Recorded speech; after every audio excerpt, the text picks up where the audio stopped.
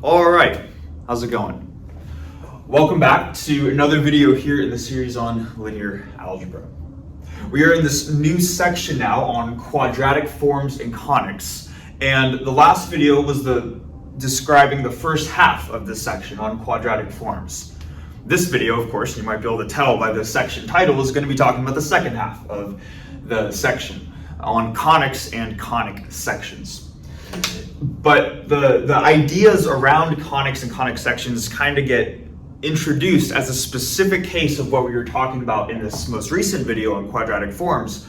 So I want to just go over some of these general concepts, kind of the main ideas from the last video, before we dive into the new stuff. So we started with talking about these things just called quadratic forms. We said that they were these inherently scalar quantities that could be decomposed of this form right here, where in the general case, x could be some n-dimensional vector, and A is an n by n matrix. And if you took the quantity x dagger times A times x, then you would get an overall scalar, and we called that scalar f, and that was a quadratic form. The condition in order for this to be a quadratic form, as opposed to a more general sesquilinear form, is that the matrix A needs to be both real valued and symmetric. Right? So we talked about that. We talked about just a couple basic properties, one of them being that these quadratic forms, meaning if you were to evaluate this product and obtain the scalar f, it inherently has to be real valued, because we showed that there are a slightly more general class of quadratic forms called Hermitian forms, and we showed that Hermitian forms inherently had to be real valued, right? So we started with that, and then kind of the main analysis type of technique that we were working on was showing how we could rewrite a given quadratic form so that it was written as in a more convenient fashion. And what we started with is we said that because A is real and symmetric, we know that it's diagonalizable. Or in other words, A has a matrix decomposition. You could rewrite the matrix A as a product V dV inverse, where of course V is the orthogonal matrix whose columns are the eigenvectors of A, and D is a diagonal matrix whose elements on the main diagonal are the eigenvalues of A. And we showed that if you could decompose, well, if you have a real symmetric matrix, then you can decompose it like this. And then we showed that using this structure right here, that you could end up rewriting your quadratic form f like this. So you could write it as the sum going from 1 up to n in the general case. So sum going from 1 to n, and you would have the ith eigenvalue of your matrix A times the ith component of this vector y squared. And if you remember, we defined y, let me write this, maybe I'll say, where our vector y was inherently defined to be V inverse, that specific matrix multiplying the vector x. And we showed that you could decompose a quadratic form in this way, and we tried to highlight with an example why that might be convenient to write it as this times this thing squared plus this times this thing squared, and we're really going to see, I think, the usefulness of that in this video. Then we went on to these things called quadrics, so slightly different than quadratic forms. Rather than just being a quantity that looks like this, a quadric is an overall equation, and it is an equation that will have this form right here. It's an equation to an n-dimensional surface, which has a quadratic form as the first term, but then also a term that is linear in the vector x, and then a constant. So it is a general quadratic equation in the vector x. And we showed through a couple of coordinate transformations, and if you remember, that's where we talked about the x, then x prime, and then x double prime to show how we had to keep transforming coordinates. But we showed that if you did that enough times, you could eventually get this quadric right here to have a form that looks kind of like this. It'll have this form maybe on the left-hand side, and it'll equal some constant k on the right-hand side. And what was nice about this too is how general the quadric was. we said that A doesn't need to be necessarily a real symmetric matrix by itself. It can be a general n by n matrix. And that's interesting, right? Because n by n matrices in the general case are not always going to be diagonalizable. So if it's diagonalizable, that's great, right? You can kind of go through a similar process. But if it's not diagonalizable, we talked about how you could take that matrix, break it into a sum of two different matrices, and we showed how that sum of two different matrices was first a symmetric matrix plus an anti-symmetric matrix. And even though we didn't actually show it, and maybe we should have, but we didn't show it, but we still made the claim that for the anti-symmetric matrix, that the quantity x transpose times the anti-symmetric matrix times x, that went to 0, leaving us with just the symmetric portion of our starting matrix A. And then the symmetric matrix can be diagonalized, and then you can go through this whole process. Okay. So that is a quick or not so quick summary. I don't know how long that took, but those are the main ideas in the last video. Now, what we're going to be doing for this video is we're going to be saying, well, let's take this equation right here, where we have this sum going of lambda I times yi squared equaling k. This was how we could rewrite our quadric, and we showed how we could do that, right? And let's set n equal to 2. So a very specific instance of this equation, and I'll box it. We're going to look at a specific instance of this equation where we set n equal to 2, and we're going to look at the geometry of the equation and see what type of shapes, so we can call them shapes for now, that will come out of that different equation. That will come out of that equation for different values of lambda. All right. I think that's a bit general. So what I'm going to do is I'm going to erase what we have here. I'm going to write out the kind of the central definition of this video, and then we're going to go through that together.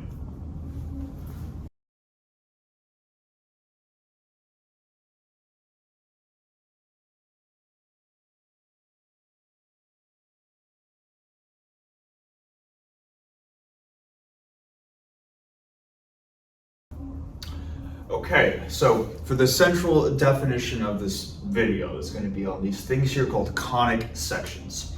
So let's at least go through its mathematical properties first, and then later in the video we'll get into why these things are called conic sections, and I'll do my best to provide a decent geometrical interpretation with my drawing skills, which we know are hit or miss, right? So we'll see how that goes. But here's the definition at least. It says if we have this equation right here for a quadric, we've been able to decompose or rewrite the quadric through enough coordinate transformations so that it looks like x transpose times a diagonal matrix times x, giving us k. That's how we'd write it out in matrix vector form, or the form that we wrote on the previous whiteboard is a sum going from I equals 1 to n, lambda I times the ith component of this vector x squared, equaling that constant k. Right? If we have that general equation in n dimensions, then a conic section is the n equals 2 case. So if you take this equation, set n equal to 2, this is the equation that you're going to get, right? And hopefully that makes sense. You're going to get lambda 1 x1 squared plus lambda 2 x2 squared equals k. All right, so hopefully that makes sense. So in the strict mathematical equation-like sense, that is what a conic section is. And the first thing that we're going to do is we're going to say, well, equations that have this form right here can have very different geometries depending on the properties of the constants associated with them. And what we're going to do is we're going to look at different cases of the product lambda 1 times lambda 2. And really not necessarily numerical. Well, I should say we're not necessarily going to look at specific numbers of the product lambda 1 and lambda 2, but more the sign associated with that product. We're going to split it into 3 different cases. One where the product's greater than 0, one where the product's less than 0, and one where the product equals 0. Okay. So I'm going to start with just the first case, one where lambda 1 times lambda 2, that overall quantity is greater than 0, and then we'll go through seeing what type of physical or what type of geometric object is formed when plugging in 2 lambda values that have the same sign.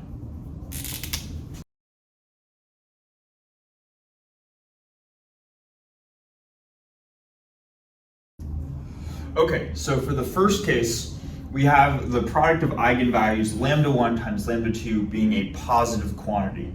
Simply just meaning that they need to have the same sign. They're either both going to be positive or both going to be negative.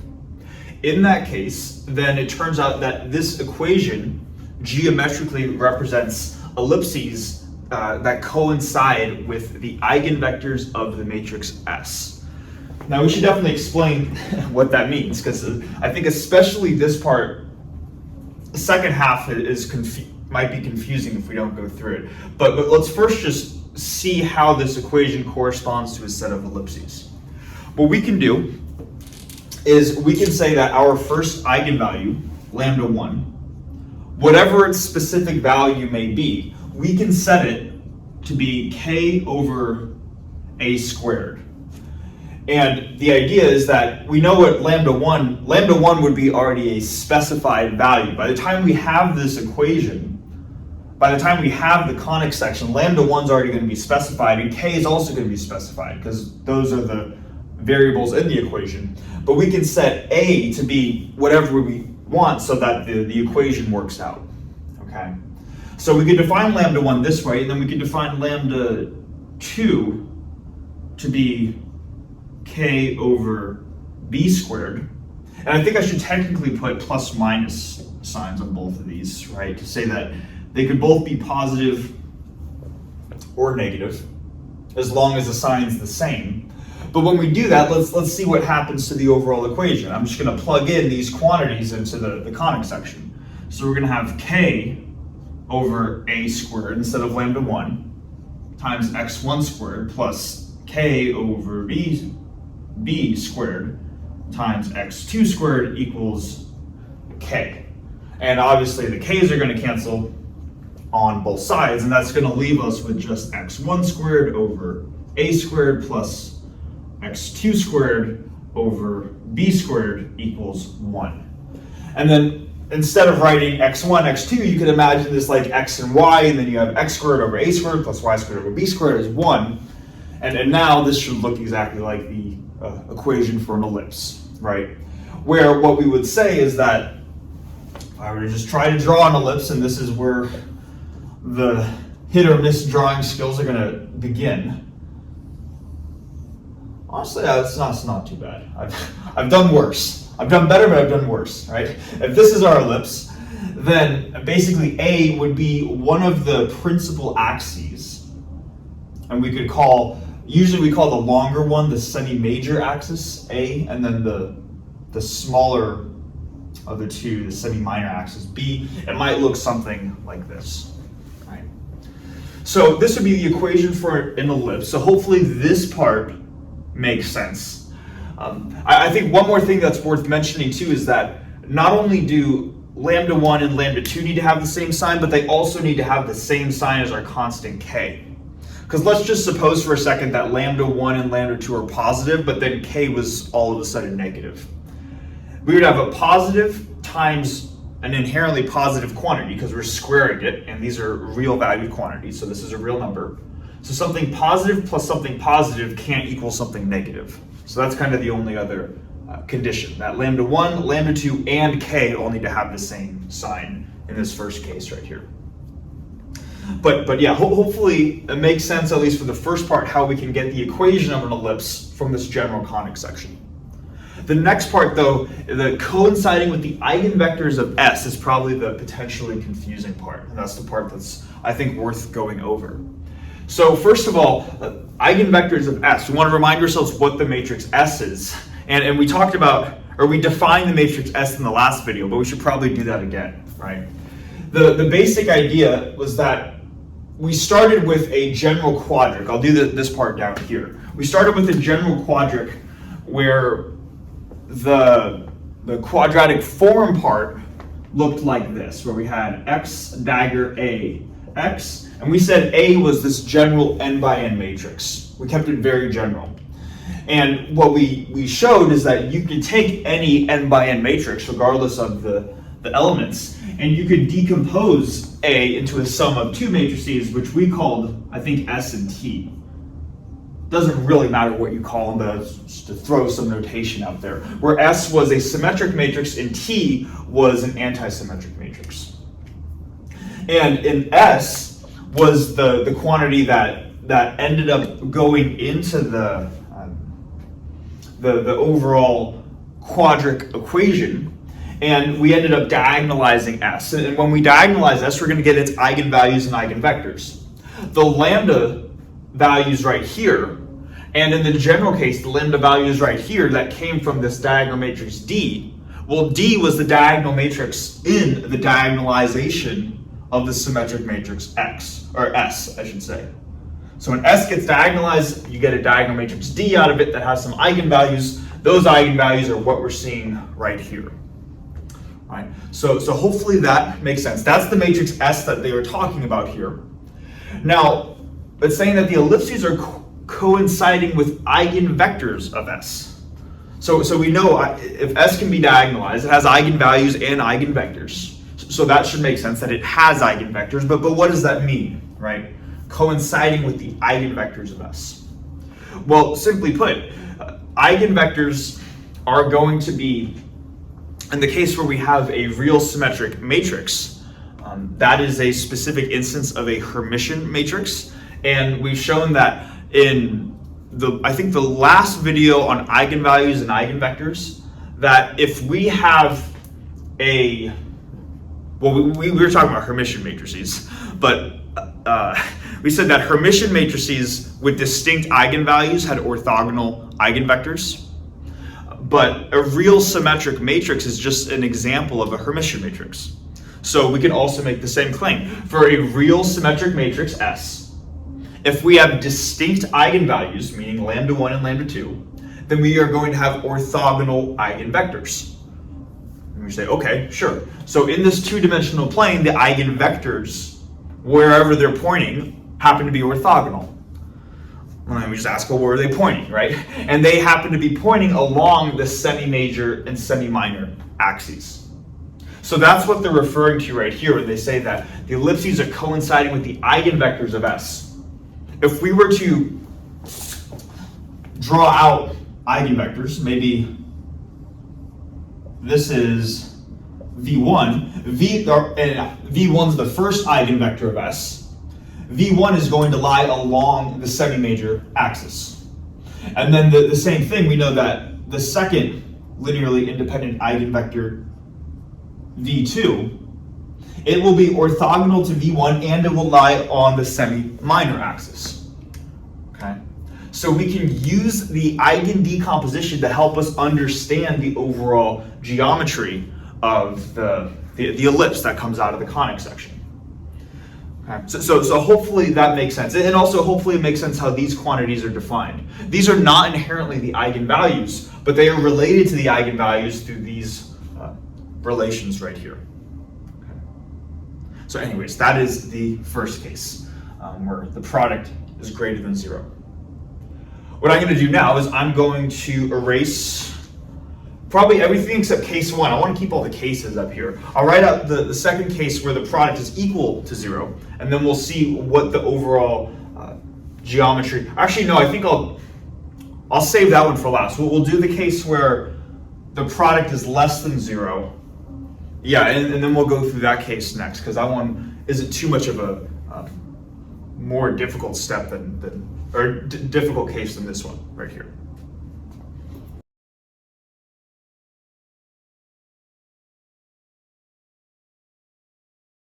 Okay, so second case, when the product of these eigenvalues is less than 0, we have a hyperbola. And hopefully this isn't too difficult to see how we could obtain a hyperbola given what we talked about in the first case. So really we would make these convenient definitions of lambda 1 and lambda 2, but the only difference is that before we'd have them be the same sign, now we have them be opposite signs. So we'd say that lambda 1 is k over a squared, and then lambda 2 would be minus k over b squared. And you can put the minus here, you can put it here, that part doesn't really matter, right? Put lambda 2 like that. And then when you plug them into the conic section, you get let's see, you're going to get k times k over a squared times x1 squared minus k over b squared times x2 squared equals k. Like before, the k's cancel out, and then you're left with just the equation of a hyperbola. So minus, I got caught up in my words there for a second, right? But you end up with this equation for a hyperbola, and yeah, not too much different from the first case. Right? So the final cases where things start to get a little, I don't want to say these aren't interesting, but they don't require a ton of work. It's really just these convenient definitions of the eigenvalues in terms of these constants a squared and b squared. But we'll have to do a little bit more work in the final case when the product equals 0. So you could probably guess what type of object is going to be formed when the product equals 0, right? Because we've gone over ellipses, we've gone over hyperbolas. We've gone over to the ellipse, we've gone over the hyperbola, so I don't have to use plurals. The final one's going to be the parabola. All right. So we're going to write that out and then talk about how we can obtain the equation of or for a parabola from this starting point right here.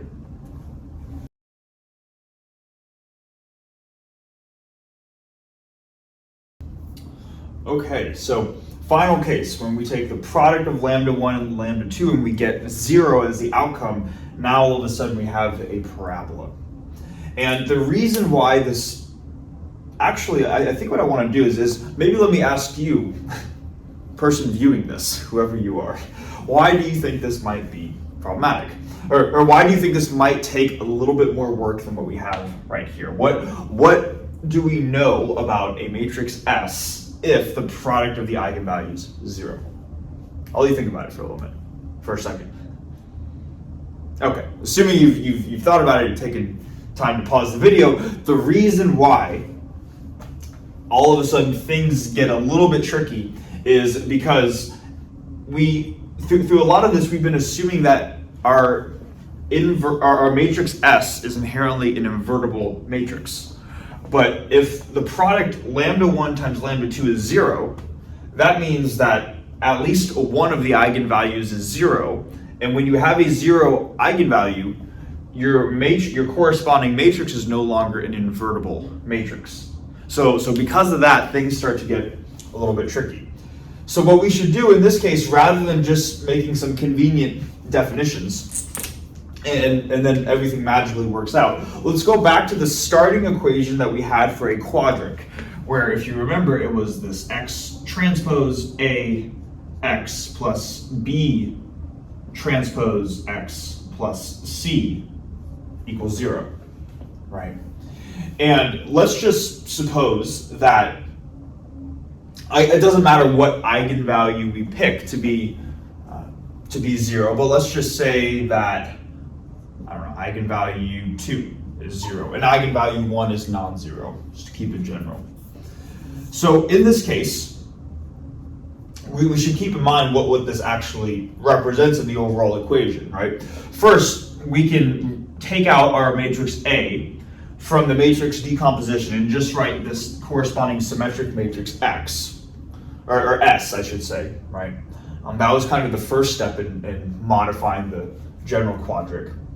And then at this point, what we can do is we can make a coordinate transformation. The coordinate transformation came about from diagonalizing the matrix S. And if we did that, we diagonalize S, rewrite this quadratic form, this first term right here, we could rewrite it as a sum going from I equals 1, in the general case up to n, but in this case we're going to have n equals 2. So the sum going from I equals 1 to 2, and we wrote lambda I xi prime squared. So we made a coordinate transformation from the starting x vector to this new prime vector. And when we change x to this new prime vector, when we make our first coordinate transformation, we want to write the entire equation in terms of prime vectors, not just this first term right here. So we also want to be able to rewrite this vector x as a primed vector. But of course, B transpose X will be different than B transpose X prime, so we also need to redefine our B vector. So the next way that this gets defined is B prime transpose times X prime. And then C is just a scalar. It has no factors of X, so we don't need to modify it. Right, and then we can get the equation in this form right here. So this is the new way of being able to write our quadratic out. And now let's just write out the summation here where we set lambda 2 to be 0. In that case, we're going to have lambda 1 x1 prime squared, and then plus lambda 2, but lambda 2 is 0, so that's the only term in the summation. So this summation is really just this quantity right here. And then if we were to, this is like a dot product, right? We talked about that, I think, in the last video. So we can write this out as b1 prime x1 prime plus b2 prime x2 prime. Should just probably write it rather than say it, right? But b1 prime x1 prime plus b2 prime x2 prime. That's how we can rewrite this out in component form as opposed to vector form. And then we still have our same scalar c giving us 0. Okay. So we're performing these manipulations, but we want to keep in mind that the big goal here, the overarching goal, and that's to show that we can start with a general conic section, have these lambda values specify certain properties, and then end up getting to the equation of either an ellipse, hyperbola, or parabola. So we want to get down to the equation of a parabola. And the way that we can do that is not immediate with this equation that we have right here. We're going to need to perform one more coordinate transformation. And I quickly realized that as much as I wanted to leave everything up here, I'm kind of running out of room. So I think what I'm going to do is, I don't like doing this, but I'm going to do it anyways.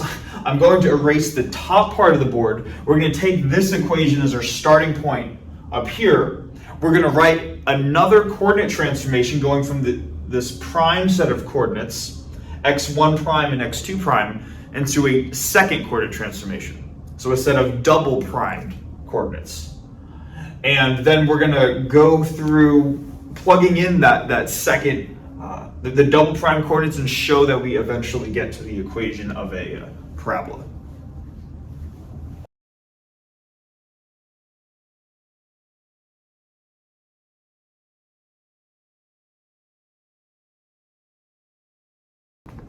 Okay, so we are going to perform a second coordinate transformation, hence why we have 2 primes as opposed to our starting 1 prime.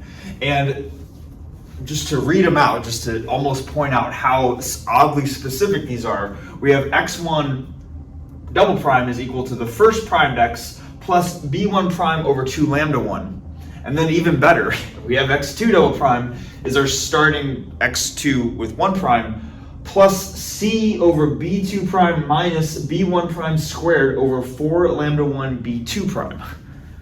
And that is a very specific, very convenient definition. We might be wondering first, where do you come up with this? And second, how would somebody come up with these definitions, right? And even though they seem really specific, what people are doing when they come up with these coordinate transformations is they are just trying to complete the square in this overall equation with the intention of being able to rewrite this equation so that we eliminate this, I'll underline them, this term right here and this term right here. Because that's really the goal of getting a form, or getting an equation in the form of a parabola. And let me explain in case that's unclear. Usually we learn about parabolas in our first algebra class, right? And they might say, I want you to graph y equals x squared, or some variation of that equation. But inherently, the general property associated with the parabola is that you have this equation, you have 2 variables, x and y, and you are linear in one of your variables, being y, and quadratic in your other variable, being x. So in this equation right here, we only have one variable that we are quadratic in, that we have 2 factors of. That's this one. So we know that we want to be linear in the other one. I should say we're quadratic in x1 prime, so we want to be linear in x2 prime. In order to do that, we need to eliminate this and this right here, and we'll see just through some basic algebra that this coordinate transformation achieves that. So let's start by just plugging this in. I hope this isn't too, I never know if I should be going through the actual algebraic steps or not, but I'm going to go through them this time. So we have lambda 1 times this quantity, which is x1 prime. So we need to write this as, if we were to solve for x1 prime in this equation, that would be x1 double prime minus b1 prime over 2 lambda 1 squared, like that. Then we have plus b1 times this quantity. And as I'm saying this, I realize this is going to be a lot to just slowly write out. So let me do this. Let me just substitute x1 prime defined in this equation and x2 prime defined in this equation. I'll substitute these equations everywhere in for here. I'll go through that part quickly, and then we'll just show how everything cancels out. And I think that'll be a little bit more efficient.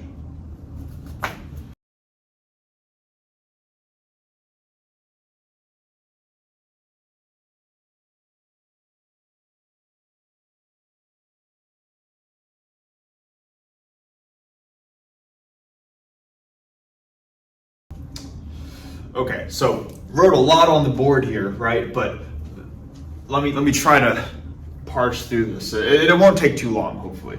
So going from here to here, I just said let's just take this equation, isolate for x1 with a single prime to rewrite it in terms of x1 double prime. Same thing here with x2 prime and x2 double prime, right?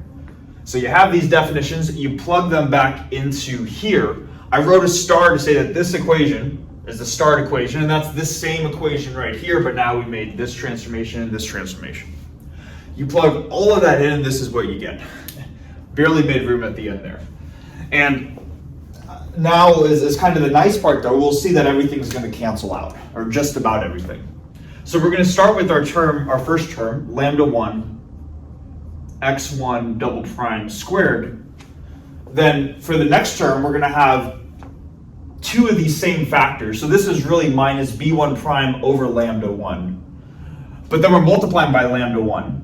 So this is really just minus b1 prime x1 double prime. Notice that we have that exact same factor here, plus b1 prime x1 double prime. So this, and this all cancel each other out.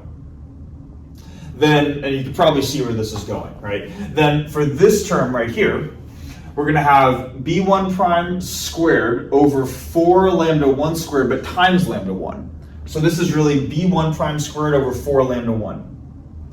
Then moving over here, we have minus b1 prime squared over 2 lambda 1, giving us if we took this term and this term, that would be minus b1 prime squared over 4 lambda 1. Then finally, there's this term that's going to make everything cancel.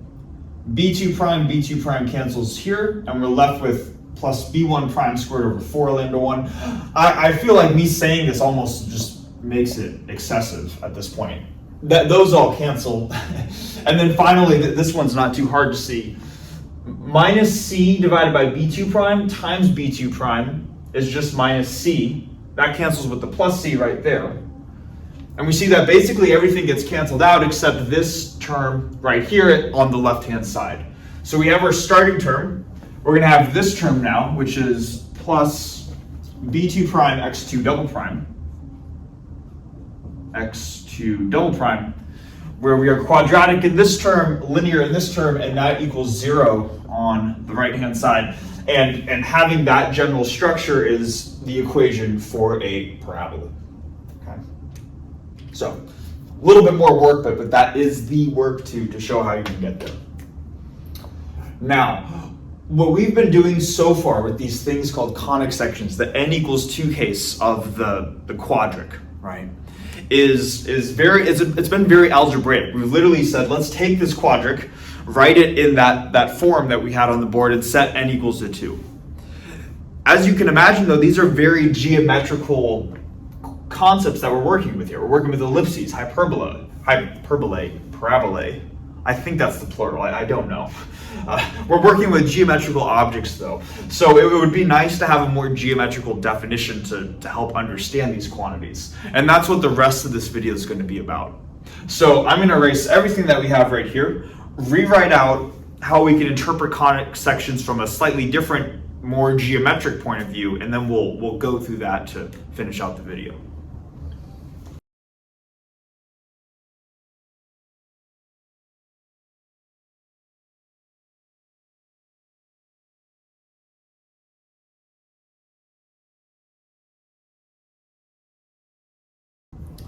All right, so admittedly, I wasn't entirely sure how I was going to present this, and I hope that, or this part of it I should say, and I hope that the way that I do this makes sense.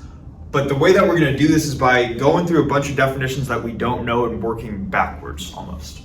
So let's try this out and we'll see how this works. So another way of interpreting a conic section is through this definition right here. And it says that a conic section is just going to be a set of points whose distance from the focus is, this looks like x, but it's supposed to be e times the distance from the directrix, which is closer to that focus. Now that is admittedly a very confusing definition, partially because that looks like the word x when I'm supposed to be writing e times. Probably should have just written e times, but it's e times. But the more important thing probably is that we don't know what half the words in this thing mean, right? We're saying that a conic section, we're saying, okay, it's a set of points whose distance from the focus, well, what's the focus, right? Whose focus is e times, and e is not even Euler's number, so is e times the distance from the directrix. Well, what's that? Which is closer to that focus. We see that there are these concepts that we don't know yet that we need to know in order to understand this definition. So let's just say, well, okay, I need to know what a focus is and I need to know what a directrix is. It's a tongue twister. So let's now write out those definitions. I'm going to write out those and then we'll go through those next.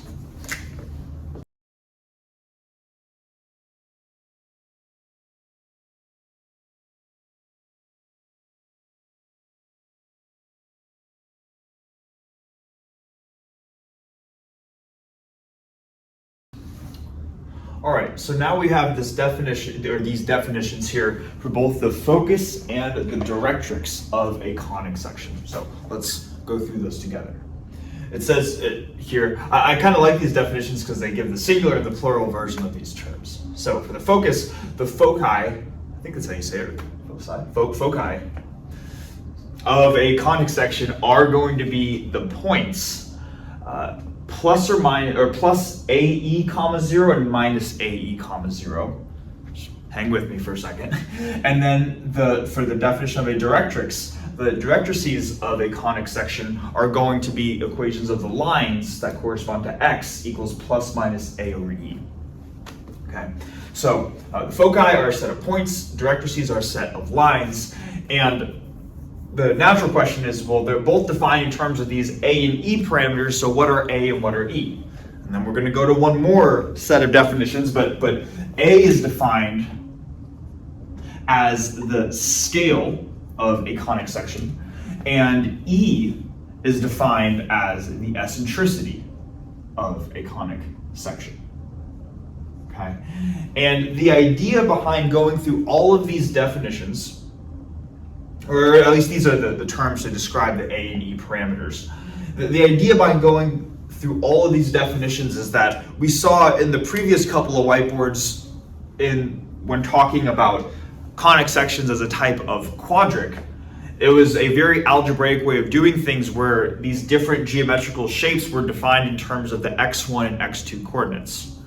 What this alternative point of view does, and the way that this conic section is defined right here, is it says, well, let's now just take some new parameters, which we're going to call the scale and eccentricity of the conic section, and define different geometrical shapes in terms of these parameters right here.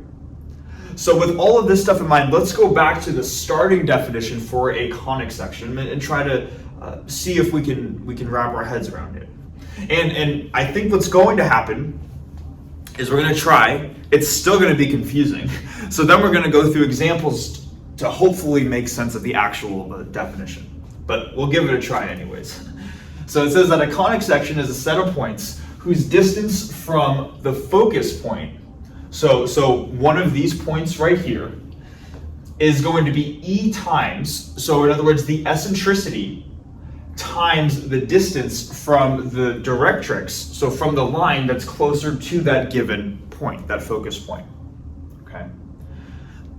It's, again, admittedly, it's probably still confusing, which is totally okay. So what I want to do now, I think, is, I want to do two things. First, I want to actually explain kind of where conic sections come from, the term conic sections, and then I want to go through specific examples while keeping this definition up here so we see where all the pieces fit together. And first thing, I should say, but first thing though is to just go through how did these conic sections get defined. And I'm going to do my best to draw a cone here. Hopefully that looks like a cone. And conic section comes from the idea that if you were to take a three-dimensional cone and you were to take a slice of that cone, so a two-dimensional slice of this three-dimensional cone, you would get different geometrical shapes for your slice. I should mention too that you can make this slice anywhere, and here's what I mean. In the case where you make a slice kind of slanted like this across the top of the cone, you might get what ends up looking like, hopefully you can imagine taking a knife and almost cutting through that cone right there. You would get some sort of slanted circle looking like thing, which would be an ellipse. So ellipses would come from taking cuts across this way on a three-dimensional cone. The case where the cut is completely horizontal and not at some angle is where you get a circle, right? So you can imagine if you made a completely horizontal cut across the cone. Well, I don't know if that was a great drawing, but hopefully you can see the idea, right? That's how you end up with a circle. Then for the hyperbole and parabole, words are tough, man. Right? What you could imagine doing is rather than taking a cut across the top of the cone, you kind of take it through the base of the cone as well. And if you were to do this, let's see how I can even draw this here. But hopefully you can imagine, let's say I were to take a cut from the very thin edge right here, like the leftmost side of this. And it was kind of a vertical cut so that the shape that was formed looks something like that, right? Hopefully we could see that. This case would be the case of the hyperbola. And then based off of how the parameters are defined, you could also in turn get, well, something that looks like a parabola depending on how you cut it, okay?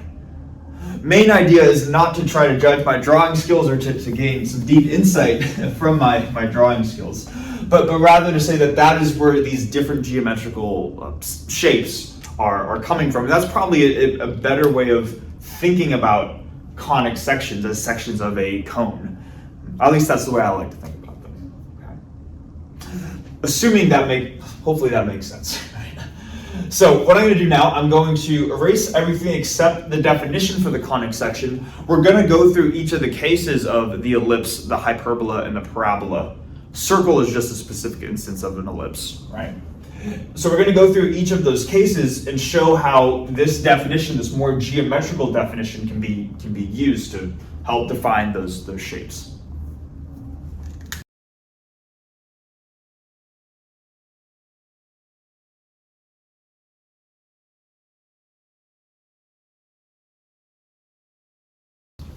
All right, so we have more of my drawings, so this should be interesting, right?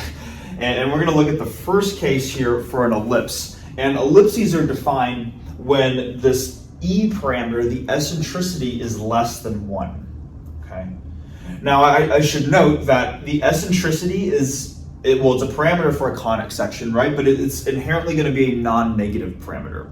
The smallest value of the eccentricity that you could get is 0. And the eccentricity of 0 corresponds to when the ellipse becomes a perfect circle.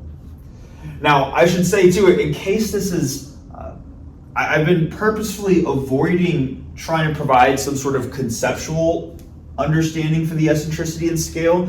And the reason is because I wanted to wait until we talked about the ellipse in order to do that. Because even though the eccentricity and the scale get defined for other geometrical shapes besides just the ellipse, me personally, I personally, when I think of the eccentricity, I think of how it's conceptually represented for an ellipse and how the scale is conceptually represented for an ellipse. So I want to go through their meanings now that we have an ellipse on the board. So starting with an eccentricity, or with the eccentricity, for an ellipse, it's going to be in the range of 0 and 1. And it almost conceptually represents if you were to take a circle, like you start with a perfect circle, and then you begin to stretch that circle out as you increase your eccentricity. So an eccentricity of 0 is like you start with a perfect circle and then you don't stretch it out at all, so it just remains a perfect circle. So maybe we could even just write this, that an eccentricity of 0 is supposed to be a perfect circle. Then as you begin to increase your eccentricity, you begin to stretch your ellipse out. So now maybe all of a sudden E of 0.2 might look slightly like an oval, slightly stretched out, and then E of 0.8, something very close to E equals 1, would be a very stretched out circle, or an ellipse that would look like this. So conceptually, that's how we can think of the eccentricity, at least for an ellipse, and that's what I think of. And it probably has to do with my physics background, because all of this stuff can relate to looking at the mechanics of orbiting bodies. So planets orbiting around stars, stars orbiting within a galaxy, and stuff like that. So I tend to think of eccentricity like this, but hopefully that makes sense. Then for the scale, letter A, if we look on this diagram right here, the scale kind of just corresponds to how big the ellipse is. The scale represents the semi-major axis of an ellipse. In case these terms are unfamiliar, I realize they might be. If we have a general ellipse, then this distance, kind of like the maximum distance from the center to any point on the edge, is called the semi-major axis. And in this case, that's supposed semi-major axis. And then the smallest distance from the center to any point on the ellipse is usually called the semi-minor axis. Semi-minor axis. So that's all what those terms mean. So in this case, the scale corresponds to the semi-major axis. And we get this drawing right here. So hopefully that gives some insight, at least as to how you can kind of interpret the scale and eccentricity. Scale one I think is obvious, right? Scale for like how big something is, but hopefully that makes sense for the eccentricity, how stretched out an ellipse is. But I also want to go through the definition of a conic section and see how does this definition relate to the picture right here. And this is where we can really start to understand this definition. So let's go through that. It says that a conic section is a set of points whose distance from the focus point. Now the focus point is this point A times E. If A is this point and E is less than 1, then A times E is going to be less than A, or somewhere inside the ellipse, like this. So the conic section says it's going to be the set of points whose distance to here, or distance from here, I should say, is going to be E times the distance from the directrix, which is the distance to this vertical line, x equals A divided by E, right here. So maybe to be more specific, all of the points on the ellipse are going to satisfy this property. Let's say supposedly that we quantify this distance this horizontal distance, this is a distance from any point on the ellipse to the vertical line, to the directrix. Whatever that distance is, let's just call it d for distance. Then an ellipse, or I should say a conic section in the case of the ellipse, is going to be the set of points who, if this distance is d, then the corresponding distance to this point is going to be e times d. And because in this case e is less than 1, e times d is going to be shorter than just the distance to d. Hopefully we see that the distance to the line, is, I tried to draw it that way, is a little bit bigger than the distance to the point, the focus point, AE. So the set of points which satisfy this would make up an ellipse. And of course, this is for the focus point positive AE and the positive directrix A over E, x equals A over E. But for these points on the negative part, or to the left part of the plane, we would just use the focus point x equals negative E and the directrix x equals negative A divided by E. And these points would satisfy that same property. Okay. Hopefully that makes sense. If not, well, we're going to keep going through the other two examples, so hopefully we can get a good conceptual understanding of what's going on.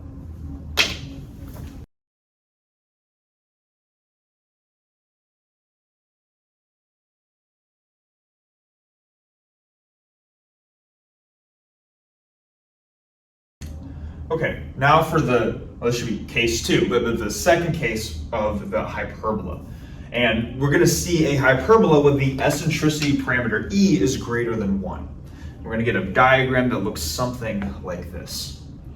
And really just so you're aware, I want, the main thing that I want to get across here is so we can see how different conic section shapes, whether it's an ellipse, a hyperbola, parabola, whatever it is, relates back to this definition.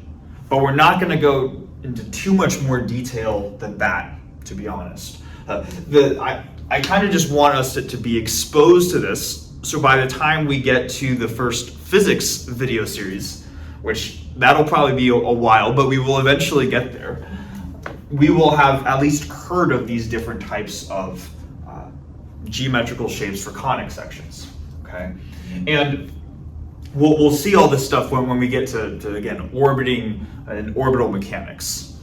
So just to give you, I guess, a little bit of a heads up, the context when you see a hyperbolic orbit is when you have two particles that are potentially gravitationally attracted to each other, and they are moving at relatively fast speeds, and they don't collide into each other, but they kind of pass by each other. And you can imagine that if they were passing by each other, or really if just one was stationary and the other was going at a fast speed around it, it would be so fast to where this center object would not have the gravitational pull to bind the moving object into a closed orbit like an ellipse. It would kind of just pass by and get deflected due to the gravitational pull. So it might look something like this, and that's where we would see. I realize doing that with my hands might not be the best description, but that is the physical scenario where we would see an orbit that looks kind of like this. Okay, we'll get into the details in the physics section, or in the physics video series. Main thing I want to show here is that the same definition for a conic section is satisfied when talking about a hyperbola. So now all of a sudden, when E is greater than 1, the line x equals A divided by E is inherently it's still a vertical line, right? But it's going to be located at some point less than wherever A is, the scale is by itself. We didn't draw the scale, but right, like the line would be right here. And same idea. Let's suppose that the distance from anywhere on this hyperbola to the vertical line is some distance d. Then the corresponding distance from anywhere on the hyperbola to the corresponding focus point is going to be e times that distance. And now notice we get the opposite case, where if we started with a, then when we take a times e, now that e is greater than 1, it's going to get pushed out farther than just our starting point a. So what we see here is almost like the swapped case of the ellipse, where with the ellipse, the focus point was closer to the origin than the directrix, and now the directrix is closer to the origin than the focus point. Okay, but regardless, they still satisfy the same general definition right here. All right. Final thing, we're just going to go through the case of a parabola. We kind of need to make an exception for the parabola in terms of this definition, and we'll see what that is. So we'll go through that and then we'll call it for this video.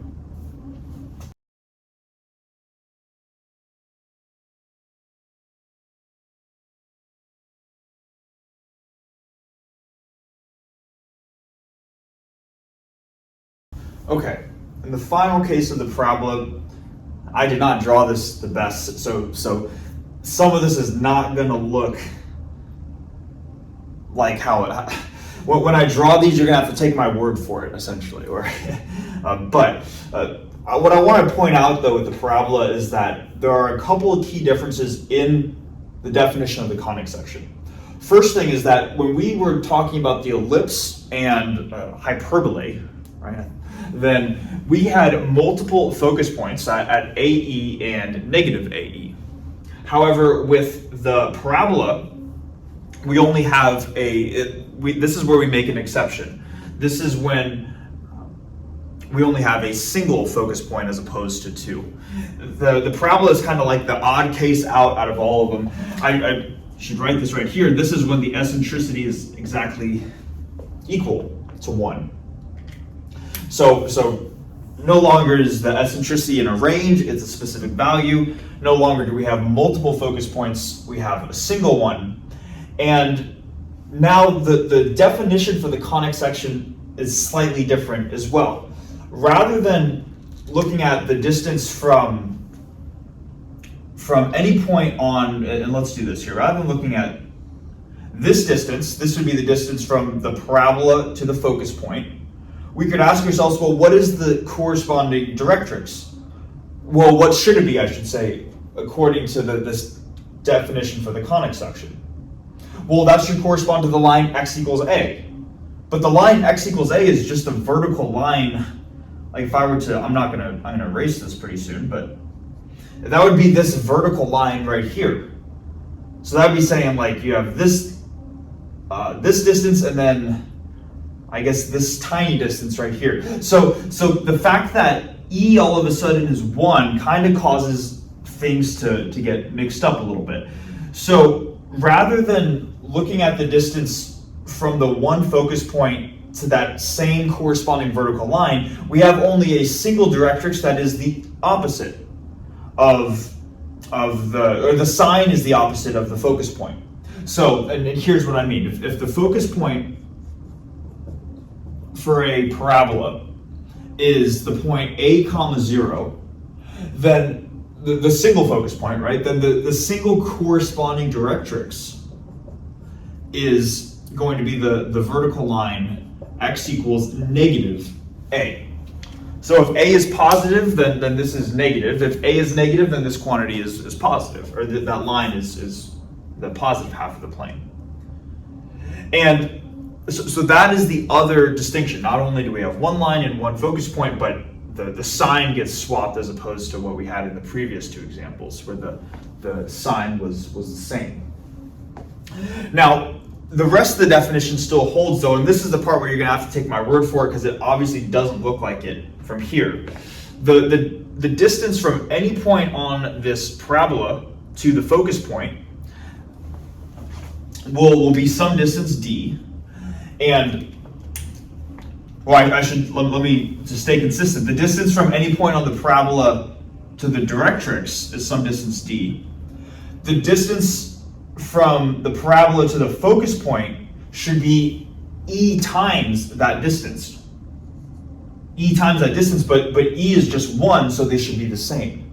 And I'm well aware of the fact that this distance does not look the same as this distance, but you would have to take my word for it that these would correspond to the same distances. I think realistically, I would not need to draw it in such a closed U shape. I would need to draw the parabola so it's opened up a little bit more so this distance gets increased. Okay. But that is the case for the parabola, and more importantly, how it gets slightly modified, or how the conic section definition gets slightly modified when working with the E equals 1 case. All right. So, a lot of stuff in there, kind of just a fun little video on conic sections, not going too deep into it, but still interesting nonetheless, or I think it's interesting. So yeah, hopefully you enjoyed it, and I will see you guys on the next and final video in the video series.